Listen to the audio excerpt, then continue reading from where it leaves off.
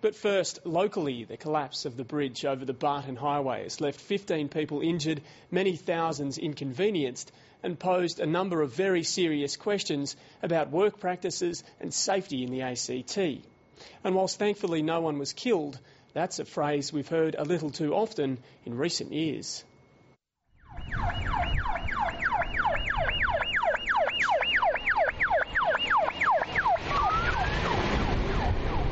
This is a very serious accident, and in the context of industrial accidents in the ACT, I imagine it's perhaps the worst we've had.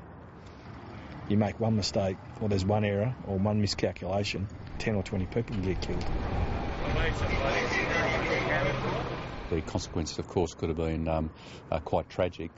It's extremely lucky. I can't believe anyone hasn't been killed, but again, it's a miracle.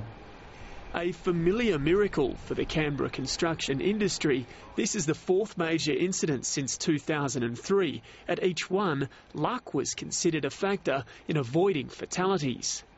The construction union says it wants an audit done on all building sites in Canberra after part of a concrete slab gave way in Civic earlier this week. There have been concrete collapses similar to this one happening all too frequently. A wall collapsed and crushed a car. It could have killed someone.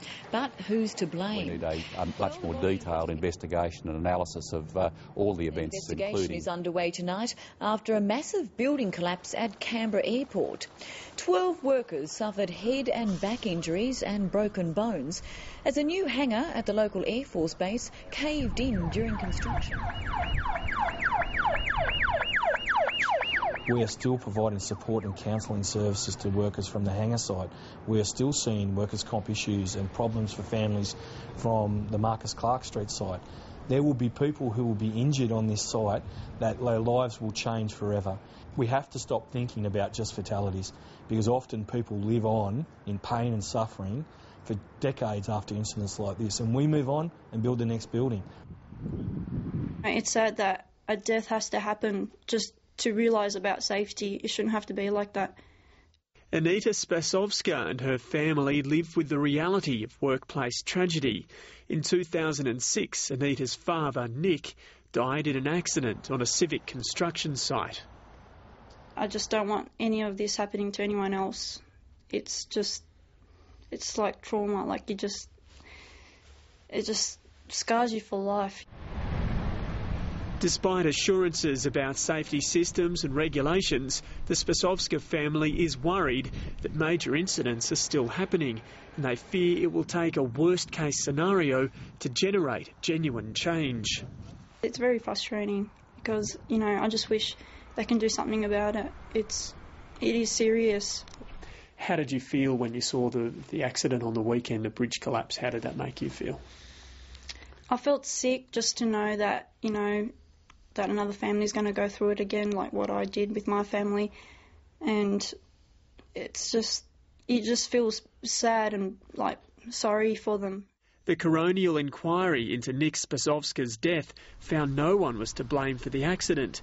Tough investigations were also promised after the City West, Cameron officers and the airport hangar incidents, and the rhetoric was the same this week. The government will take whatever steps necessary to prevent a reoccurrence of this incident. It's a very serious incident. If the investigation highlights issues that need to be addressed, they will be addressed. But we need to allow the investigation to run its course. And if there are broader systemic issues that are identified, the government does not rule out taking further steps or undertaking further investigations to deal with those matters. As in the past, lots of investigations which produce lots of recommendations, yet none of those lessons learned stopped the weekend bridge collapse.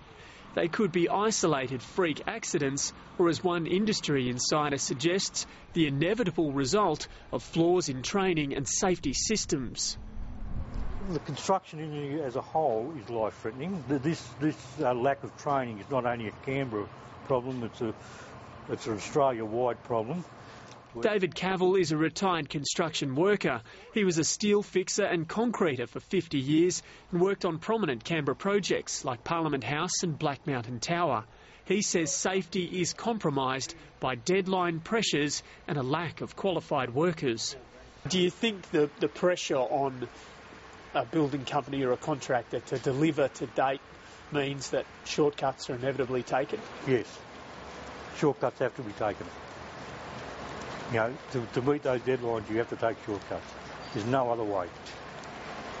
And is that something you've seen regularly in your time in the industry? Every single day I work in it. And does that sort of thing still happen, you think? I'd imagine so. I'd imagine so. I've worked for the biggest companies in Australia, on the biggest jobs in Australia, and nothing's changed. They've all got their safety books and they're about a metre thick.